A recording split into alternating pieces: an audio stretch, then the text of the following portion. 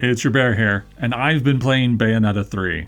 Now, right out the gate, this game is crazy fun. Seriously, if you like the previous Bayonetta games, the Devil May Cry series, or even the Nier series, this is one of Platinum's best games to date.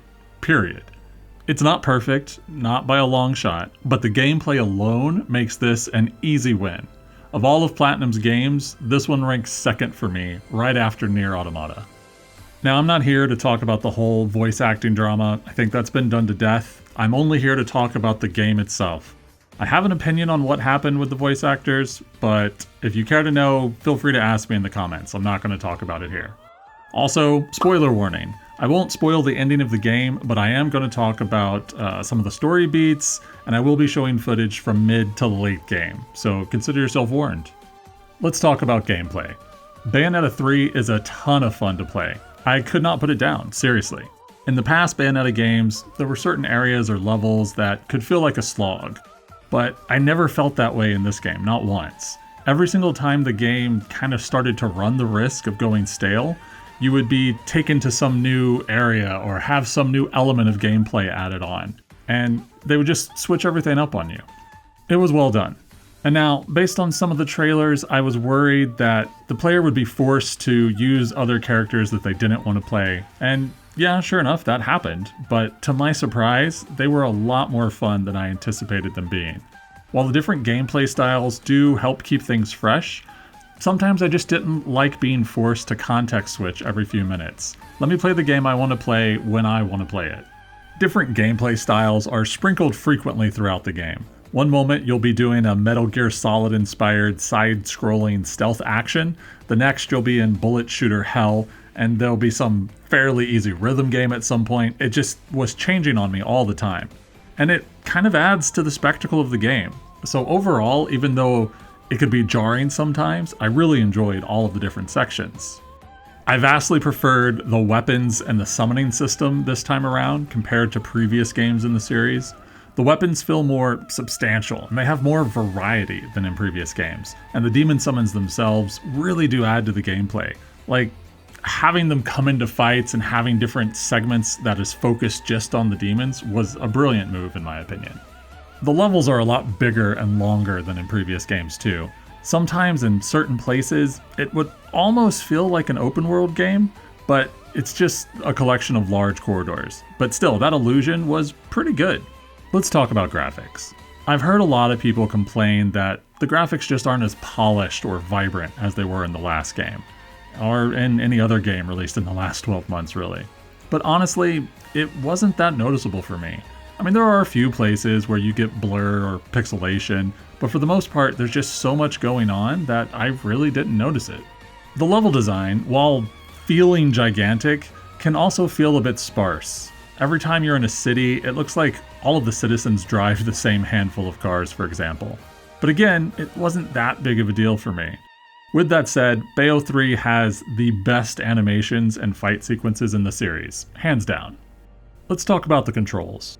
When I say this game is polished, the controls are where this really becomes evident.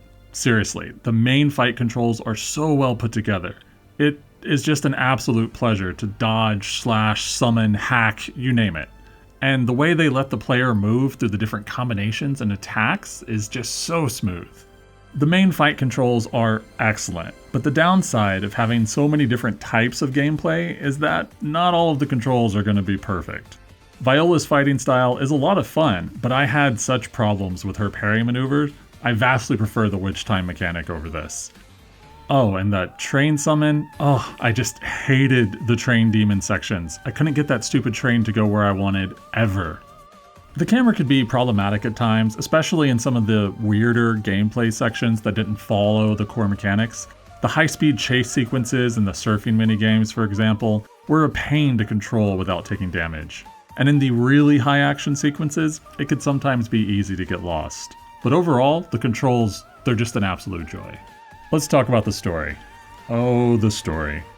I said I wouldn't talk about the ending, but let's just say that it is somewhat controversial among fans.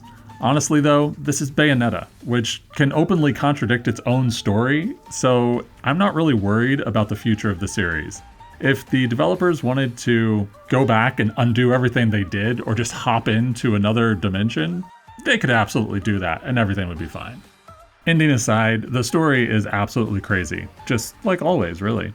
The main villain gets immediately established as a true threat. In the first 20 minutes of the game, New York is just demolished, and that's just the start of the devastation caused by the game's antagonist. The B-plot is pretty forced and a little predictable, but it was cute. I was afraid I would hate Viola as a character, but she grew on me really quickly, actually, and her Cheshire Demon is just one of the best. All the characters clicked and meshed well, the story was over the top and then some, like always, but that's Bayonetta for you, and I mean that in the best way possible. The plot twist near the end wasn't much of a twist in my opinion, but the campy, often silly story was a big win for me. For accessibility, overall there aren't too many options. You can invert the controls for the normal gameplay camera, as well as the camera for the various shooting sequences. Saving can be a pain sometimes. This game isn't really one that you can jump in and out of when you have just a few minutes to play.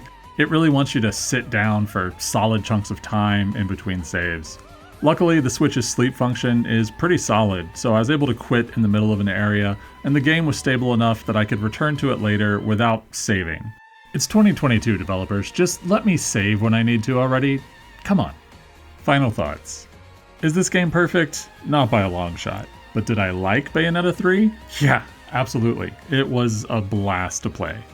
Now, this is 3 Octobers in a row that Nintendo has had a major IP game come out for which they had only recently shared a release date. 2020 had Age of Calamity, 21 had Metroid Dread, and 22 now has Bayo 3.